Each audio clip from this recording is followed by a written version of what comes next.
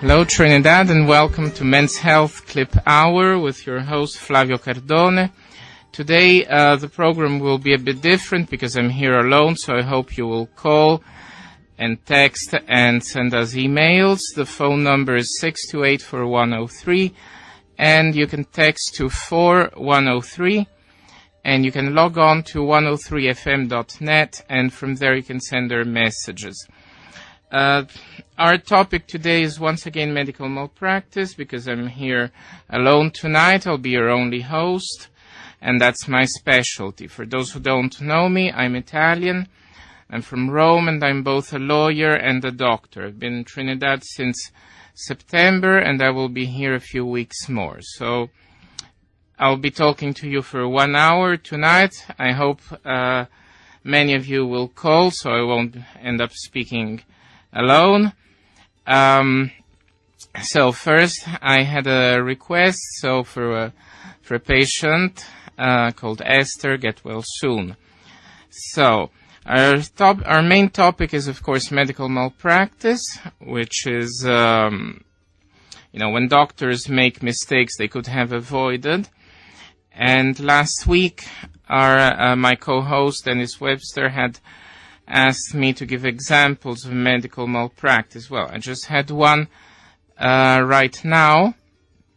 It was a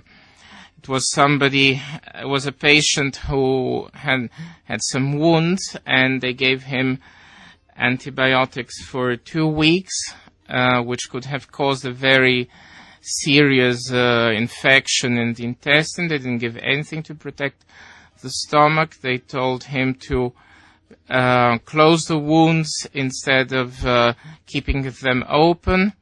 Luckily, nothing happened. So what can you do in a case like that? In a case like that, there isn't much you can do, because there has been no consequence. So you can't actually sue for damages unless you have suffered some real damages. Luckily, this was caught before something worse happened. And this is a fine example of medical malpractice, because very often doctors will do what is good for them and not what is good for the patient. This is why we should try to avoid that, and we should be very careful when choosing a doctor, and always remember that we have our own rights as patients, that if we complain, things can happen. So, as we are on this topic today, I would like also to dispel some myths that I've heard here in Trinidad. I hear sometimes from patients. So the first is on statins. Statins are medicines given for high cholesterol. Now, sometimes I hear patients waiting to talk to me, and they come and they have to get those statins, and then they say they refuse them because they read on the internet that the statins hurt them, that they have side effects. Well, everything has a side effect, even water. Drinking too much water can kill you if you drink too much too quickly. However, the side effects of not taking statins can be a heart attack, and can be clots in your veins, can be a stroke. So in this case, do please take the statins. I have also seen many cases where patients read something on the internet and then think they know more than the doctor. As a specialist in malpractice, of course, I know that sometimes the patient is right and the doctor is wrong, and the patient has better information on his own illness. However, do not believe anything you say on the internet. Do not believe some commercials that you see when you hear that a product helps with a certain disease. It doesn't mean it will cure the disease. You don't know actually the benefits it will bring to you. Maybe it won't. Read everything very carefully. And And sometimes, trust the doctors because the doctors will know what they are doing. There are many cases where patients expect more of the doctors than the doctors can deliver, and they think that that is malpractice. Well, that is not malpractice because real life is not what sometimes you see on television, that doctors can cure everything. So also don't have too many expectations. In Trinidad also what you have often is that you have some myths. So this is also, I think, in part because of how medicine is often seen as a business. So I see sometimes some exams are just being advertised, and even exams have side effects. You shouldn't take any blood test or for women a mammogram or a pelvic examination much too often, because that can hurt you. You're not helping yourself by taking unnecessary exams. Some exams have radiations. Some exams can really hurt you. And we're waiting for someone to call us on 628-4103 or text on 4103 or send a message by logging on at 103fm.net. Other things we should also tell you about is that when you see the doctor, be specific about your symptoms. So sometimes I hear very strange things. I have heard people saying, I have a headache in my hand, which is rather difficult to diagnose. I have heard people saying that they have chest pains when actually what they had eaten too much. And so remember, where is your chest and where is your stomach? Don't mix them. I have had people asking me very strange questions. So I have had patients coming to me complaining that they felt hungry when they didn't eat food. Well, that is normal. And conversely, I have had patients also complaining that they are thirsty when they don't drink water. So in these cases, don't go to the doctor. Use your common sense, because that will be much better than coming over to see a doctor.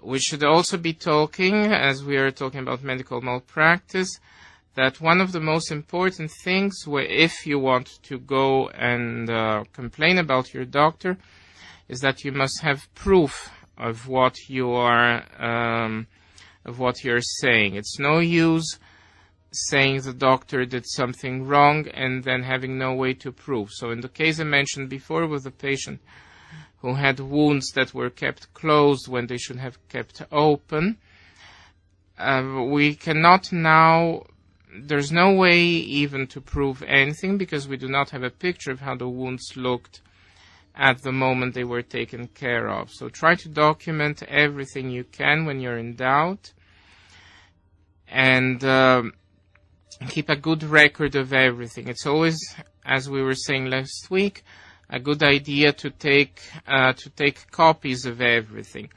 If you have an ECG taken for whatever reason, ask for a copy, because very often you will end up with a doctor who will not actually read the ECG. You'll have a doctor who will just read what the machine prints.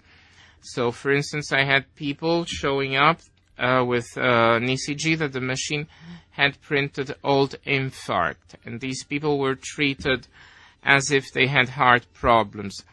They actually didn't have anything, but the doctor relied just on the machine.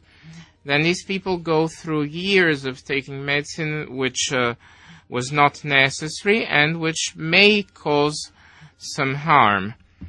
Plus, they will be labeled heart patients, which carries further problems for them in their life. So, especially be careful about being diagnosed by a machine. If your diagnosis is based on just what the machine printed, go and see another doctor. Go and see a heart specialist. Don't rely just on what has been printed by the machine. Also, when people say they have a fever, now also the doctor understands a fever as a rise in temperature. So you don't have a fever when you feel warm or when you feel cold. The fever means that your temperature is higher. If you didn't have a way to measure your temperature at home, then unfortunately the doctor will not be able to say that you actually had a fever. So this is also a common word you should try to avoid. Also, another word that you should be careful when describing things to a doctor is dizziness. There are people who say they felt dizzy, and they mean everything. They mean they were tired, they mean they wanted to sleep. And dizziness for a doctor has a certain meaning and can mean very certain things. So also be careful how you explain yourself to the doctor. The same way that the doctor has to make sure that the patient understands what the doctor said, what the doctor said, the patient has to be sure that the doctor understood what the patient said. Ask the doctor again. Don't be afraid to interrupt the doctor. Don't think that because he's a doctor, he's above you. And remember, when you're going to a public doctor, that actually he works for you, because it's your taxes that are paying him. So you are his employer, and you have the right to be treated properly. Always remember that. Don't be intimidated by the doctor. Don't let the doctor send you away quickly without properly examining you or giving you a cure. This, of course, is not. This doesn't go so far as to be malpractice, because of course you can't prove anything, and you can't really go to court against something like that. But always remember that you're the one paying for the doctor, even if it's a public doctor. So never forget that, and make sure the doctor treats you properly. We have a call right now. Yes, go ahead. Hello, good evening. Good evening. Thank you so much for the very educative program. I'd like to find out, I know that a doctor can be sued for not obtaining a consent or for an improperly obtained consent. Now, Yes. kindly explain what it means, an improperly obtained consent. So this is actually not an easy question, because a patient has to give informed consent, and the consent must be also given by somebody who can give the consent. So you can have some complicated situations, like a patient who is becoming very ill and he has to sign off on emergency surgery. So, in a way, there's always the risk that the patient can say, well, I was pressured because the doctor told me either sign or you die, even if it's true. Then you have also the problem of old people who you see that they are not understanding exactly what is going on, but they have not been declared incompetent by any judge. So you must accept their refusal to take medicine, their refusal to be cured. So this is a very difficult area. You have to make sure the patient has been very well informed, especially, and the best is to give the patient some information on the disease, point him to a web page, and write that down on the notes. So you write on the notes, patient informed of his situation, literature given, internet links given, and write it down. But consent is a very difficult thing, especially when it regards children, because at a certain point, and that depends on the country, a child who has the capability to understand his situation may refuse to give consent, and he can go against the will of the parents. So you have to be very careful about the legislation in the country you're working with children, because in some countries the parents must always give consent. In other countries, it's not the parents, it's the person who is bringing the child to the hospital. In other countries have that requirement until 18 years of age. Some have it until 16, some have it until 13.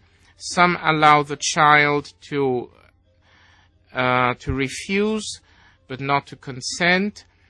So there are very different nuances on this.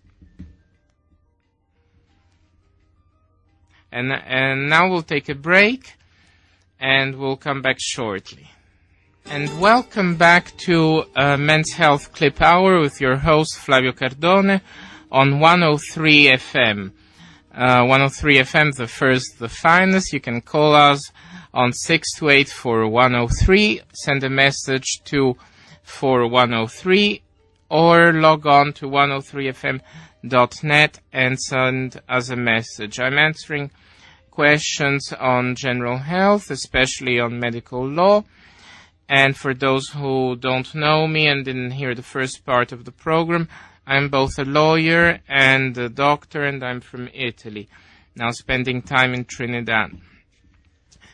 Since I'm a foreigner here, I should tell you also something about foreign doctors here. Don't assume they are all good, and also don't assume that they are all bad.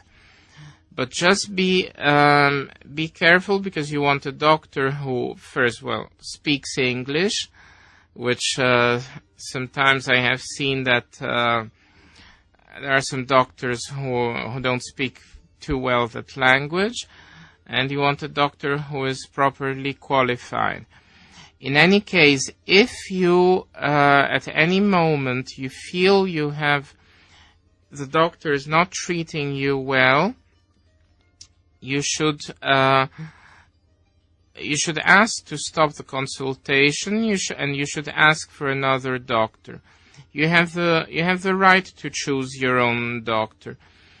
Of course, this can't be too overused, because otherwise you could have a situation in a health facility where one doctor gets all the patients because he's known to be very good, and another doesn't get anyone because patients don't like him. However, you have always the right as a patient to be seen by somebody you trust. So eventually, if not able to choose actually the doctor you want, you should be able to refuse being seen by a doctor you don't want. And this is very important, because you must have trust in the doctor that sees you. And also, obviously, if it's a doctor who has seen you before, might remember you, and it will be easier for him to follow your progression. I'm talking, of course, about public hospitals, where you go and you get seen by a doctor who sometimes you didn't choose, because there are many doctors there at the same time. But just remember that don't trust any doctor just because he's foreign and he comes from a good, let's say, a country which should have good medical care. Don't also trust a doctor automatically just because the doctor has been sent by some famous international organization. It doesn't mean that it's a good doctor. Always be careful. Always, as a patient, remember that you are the one paying for the service through your taxes, and as somebody who is paying for something, you have the right to get the best value for what you're paying. So this brings us to other topics, but of course you can call. If you have any health question too, I'll try to answer. The phone number is 6284103, text to 4103, and on the internet, 103fm.net. Also, something else that you should be aware, as we were saying last week, there are many, let's say, home remedies which people use when they feel bad. What sometimes here you call bush medicine. Now, also be careful with that, because not all of that is good and not all of that is bad. Some of those, some teas can have very strange side effects. For instance, St. John's wort has the side effect on women of making the anti-conception pill not work. And that is a tea that people take for depression. So this simple tea can have this very unusual side effect. Be also very careful with some things, some herbs, especially sold as Chinese medicine, because if you can't read the label, if you don't know exactly what you're doing, you can hurt yourself.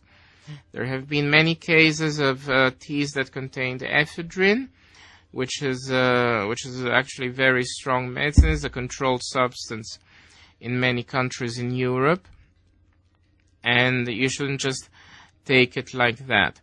Especially if we're talking about medical malpractice, you risk having your whole case thrown out because you were doing something harmful to yourself, which is also something you should try to avoid. Also, as we were talking about consent before, some situations are very difficult, especially when it comes to religion, because we can have people who do not want to have things like a blood transfusion or a blood test, and they base that on religion. That's okay if let's say, if it's about them. But I personally think it's wrong to let such beliefs take over the life of children too, because I think, you know, if there is a child who is dying and needs a transfusion, the parent should not be allowed just to say, no, I refuse that.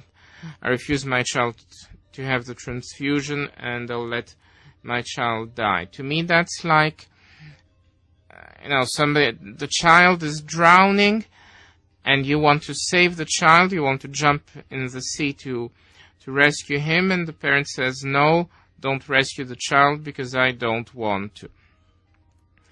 So, I myself, I would not follow the parent's prohibition.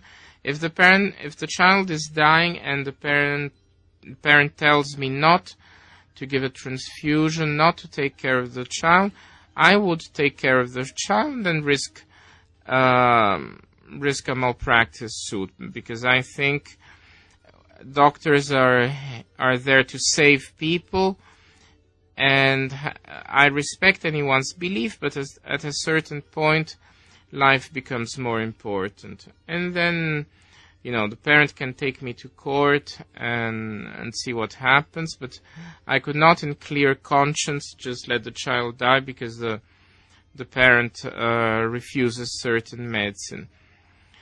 When it's about themselves, that's okay. I have seen people here who needed to go to casualty right away, who had very high blood pressure, and they refused because they said they had other things to do. Well, that's fine.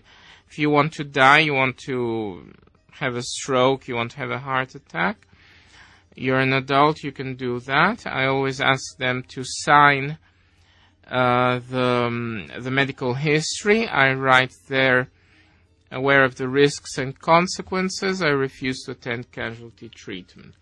And that saves me as a doctor from any lawsuit, because I think also the patient has autonomy. I don't have to be the patient's nanny, and if the patient doesn't want to take any medicine, that's his problem. I explain everything as best as I can, and then the patient decides. But when it comes to children, when it comes to deciding for other people, sometimes in a way it can even be criminal to refuse treatment. If somebody refuses treatment, let's say, for his old parent, hoping the parent to die soon so they can inherit something, then I think the doctor should not follow the instructions. Of course, it's very difficult for the doctor to know that that is the reason for it, but the doctor can always, at any moment, in a well-organized hospital, in a well-organized court system, there should be judges on call. The doctor can always fax the judge or get in touch with the judge and get an order allowing him to override the parent's instructions. Also, remember, what you see on television doesn't happen everywhere. So when you see often on television things about do not resuscitate orders and things like that, depending on what country you are, those have to be ignored. So let's say in some European countries, you cannot tell the doctor not to resuscitate you. The doctor will have to try to resuscitate you. In other countries, you may refuse that. Speaking of things you should carry with you when you travel abroad, also a useful thing to have is a list of the medication you're taking, especially if you're taking many medicines. This is something you should always have in a wallet or somewhere, because if you have an accident and you're unconscious, it will make a big difference to see what you're already getting and to see what the doctor can give you. Especially if you happen to be in a country where they don't speak your language, which is very much possible. Remember, not everyone speaks English. So this is another piece of advice. Also, traveling with medicine, it's always good to have a prescription. However, remember that you may be traveling somewhere where the medicine you're carrying is forbidden, where you're not allowed to carry that at all. So try to find out before you travel what kind of medicine you're taking with you. And this is especially important for when it regards sleeping pills and things like that, because you can be taking something in a country that there is considered an illegal substance, and you can go to jail even with a prescription for bringing in illegal drugs. So, for an there are drugs that in the United States are considered a dietary supplement, which instead are regulated in Europe, so you can't bring them without a prescription. Also, there are countries which will give you a lot of trouble if you have syringes with you. So if you are a diabetic, have something that says officially that you are a diabetic, because you can get in trouble for having insulin syringes with you. This is also something you must be very careful when traveling abroad. Of course, check with the airline before if you can carry needles on the airplane, because that, depending on the situation, you may not. So always check that before you travel.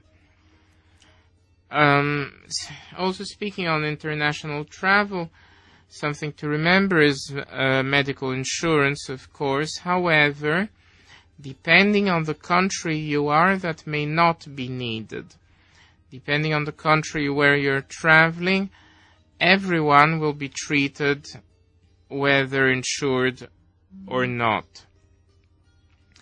So also don't, one of the countries that doesn't have that is the United States. There you will have a bill to pay if you don't have insurance. So remember, traveling there, you should have some insurance. In Europe, usually it's the opposite, and in an emergency you will be treated and no, you'll never get any bill for that.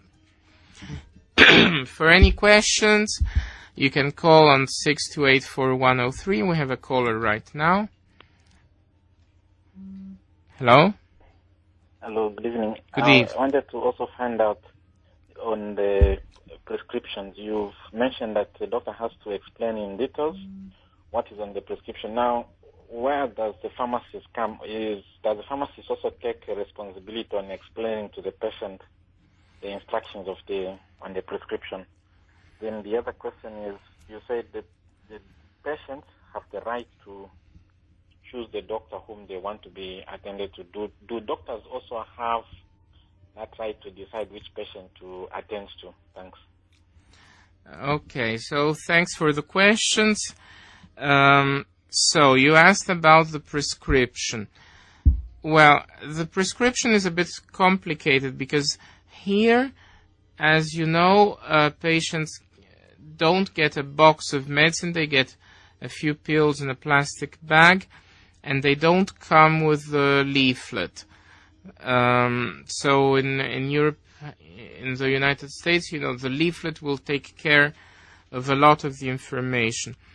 So here you should try, as a doctor, to explain to the patient how to take the medicine, and also the role of the pharmacist is a complementary role. So the main role is the role of the doctor. The doctor is the one who has to explain how to take the medicine, how to when to take it, what are the side effects, and you can say, remember, for any doubt you can ask the pharmacist. So, but the main responsibility isn't that of the doctor. The pharmacist is just, the pharmacist will just quickly tell the patient, write down this has to be taken twice a day, but the doctor is responsible for the actual explanation if something goes wrong. So you asked about, yes, the patient. You asked about the right to choose the patient. The doctor can refuse certain patients under certain conditions, because the doctor cannot refuse anyone who is in danger of life. Then you can never refuse. However, for a normal visit, a doctor can refuse a patient if there is a valid good reason. So if the if the patient has threatened the doctor before, if the patient has had some conflict before, then as a doctor you can say that you refuse to attend this patient because you will not be able to be objective with that patient. But of course this is possible in a situation where you have other doctors. If you happen to be the only one and the next doctor is 50 miles away, then you can't really do that. But in that case, also the patient cannot choose the doctor if you're the only one. So if as a doctor you want to choose patients, you have to know exactly when you can do that. We're taking yet another short break now, and we'll be back again on Men's Clip Hour. And welcome back to Men's Health Clip Hour with me, Flavio Cardone, your host. For those who started listening a bit late in the program, I'm from Italy. I'm both a lawyer and a doctor, and I'm answering your questions on medical health, but especially on medical law. So if you have any questions about your health or about medical law, you can just call. The phone number is 628-4103. You can text to 4103 or log on to 103fm.net. And before our break, we were talking about the right to choose the doctor and the doctor's right to choose the patient. So I would say once again that the doctor can refuse to see a patient if the patient is not in danger of life. Also, another thing which is important is that the doctor must know how to refuse the patient, because he can't do that out of spite. He can't do that out of not liking the patient. However, the doctor can say that because of a previous conflict with the patient, he does not think it is ethical for him to see this patient, as the doctor-patient relationship may have been affected. And then, just send the patient to another doctor, and that will be enough. However, if you are alone in a public hospital, you will have to see that patient whether he likes you or not. Of course, the patient can always go somewhere else if they don't want to see you, but, try to avoid that. The doctor-patient relationship is a very complicated one. There are some what doctors call difficult patients. And let's say what I think is the most difficult patient is the patient who reads too much the internet. Because on the internet you can find anything about anything. You can find very wrong information. And in Europe I had this very often, especially with parents of small children. So the parents would tell me, don't examine the child because the child is in pain. But, if they bring the child to the doctor, I have to examine the child. I have to find some way to listen to the child's heart, to take a look at the child. Or sometimes they say, oh, well, don't give this injection because it will hurt, but the child needs the injection. So this is also a very strange situation. Also because sometimes parents read some very strange things on the internet. So I don't know if you ever had this in Trinidad. I hope you never had this. But there was let's say a scare in Europe.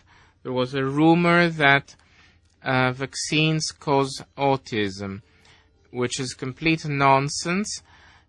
And people were not vaccinating children for measles because they read somewhere on the internet that the vaccine has a side effect. Yes, the vaccines have side effects, but it's extremely rare. I think it's more than 1 in a million, while getting measles and dying from measles would be a lot more common. And also not vaccinating the children causes problems for public health, because you will have children carrying disease and walking everywhere and infecting other people with the disease they're carrying. In some countries, parents can go to jail for not vaccinating the children. I don't know exactly what is the situation here. I think luckily in Trinidad people are clever enough to understand that vaccinations are important.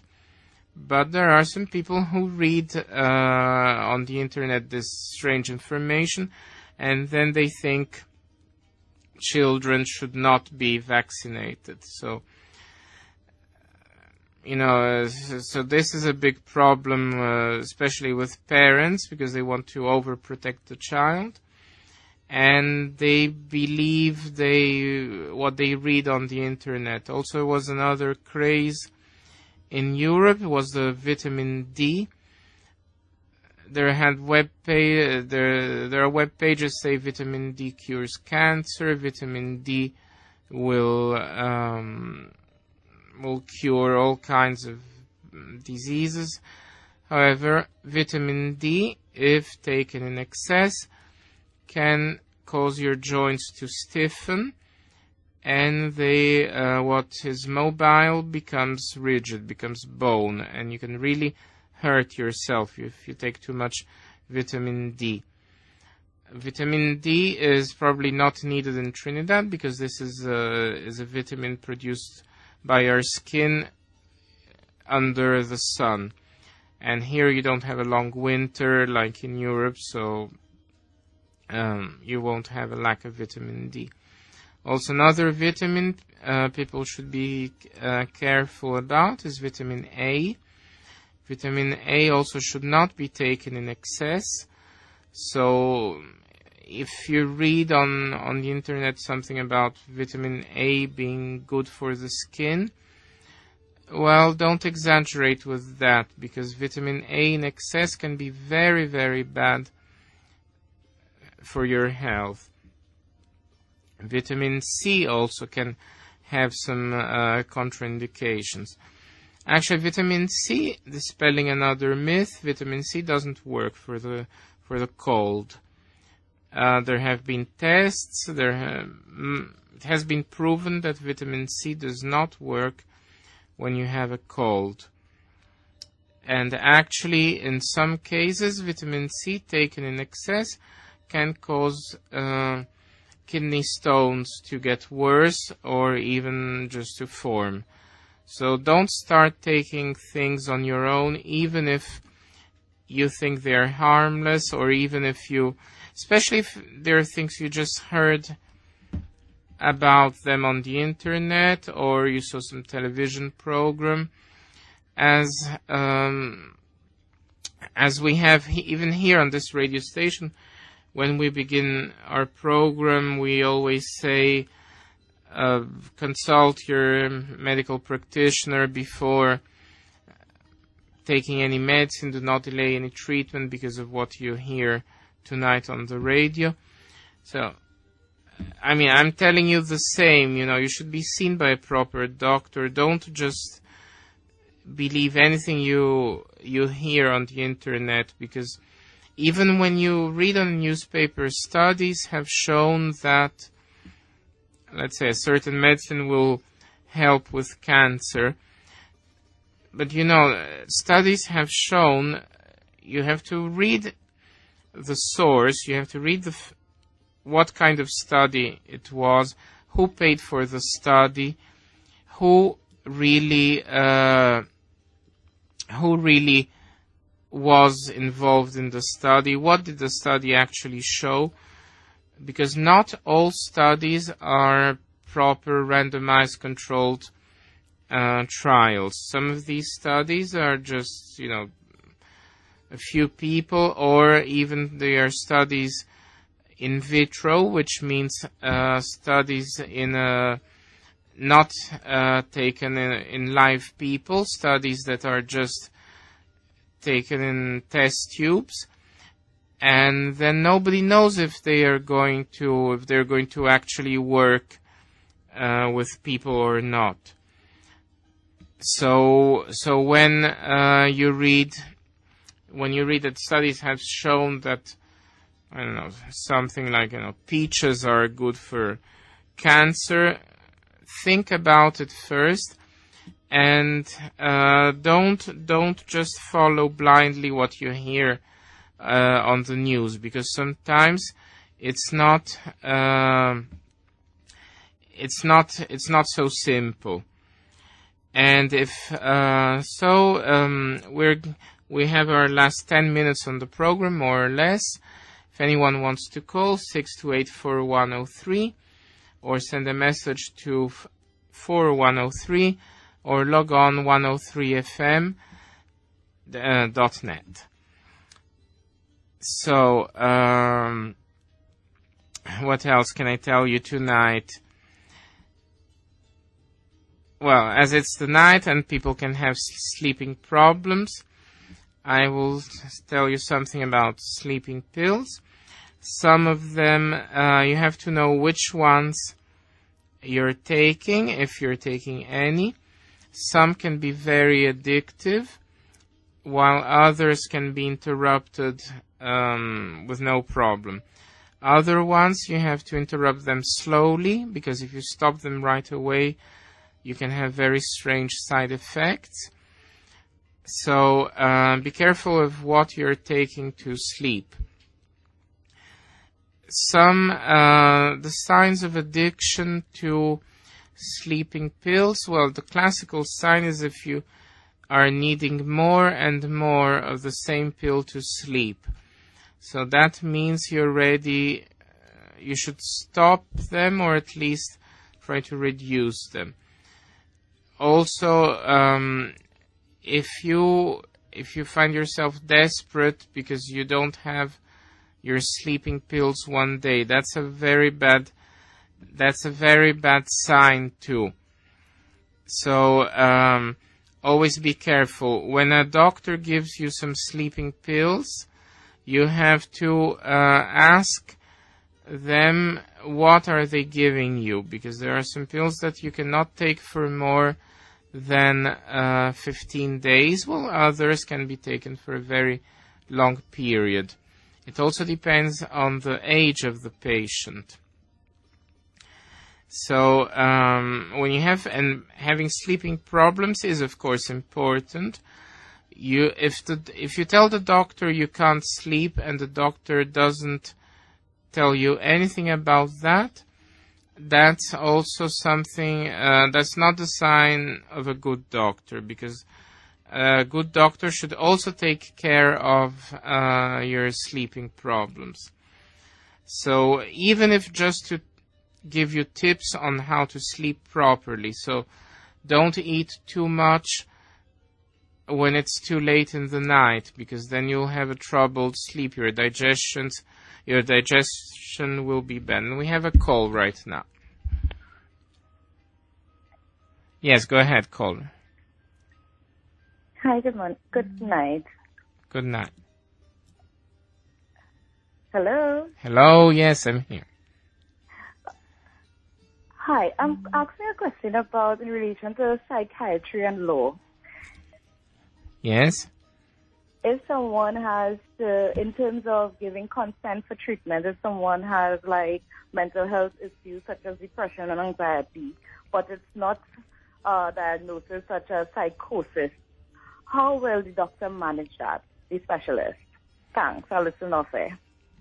Okay, so the question is consent in cases of mental problems. In cases of depression, in cases of depression and similar, there's no, unfortunately, unless the patient has been declared incompetent by a judge or found out by, I don't exactly know the law in Trinidad, if it's 2 or 3 doctors, then as you should presume that the patient can decide about his condition. So it's a very, let's say, touchy question, because the patient has to be committed by doctors following the law, and until that has been done, the patient, even with depression, even with mania, can refuse treatment and can decide to do something else, because you know people have the right to be odd. So if somebody wants to be very strange, even if it's some kind of mental problem, we can't really say that he lost the capacity to give consent. That would be he would have to be declared as such by a judge or by a panel of doctors. And in fact, that's a very complicated situation, because the patient can, until the patient is declared as such, the patient has his full rights. And this, for instance, is a big problem in Europe, in the countries that allow euthanasia, because some patients with depression may want to kill themselves, and you don't really know whether this is as a result of the depression or of a conscious decision. And we reach now the end of our program. We have about a few seconds left, so thanks for spending this hour with me. This is Flavio Cardone signing off on 103 FM.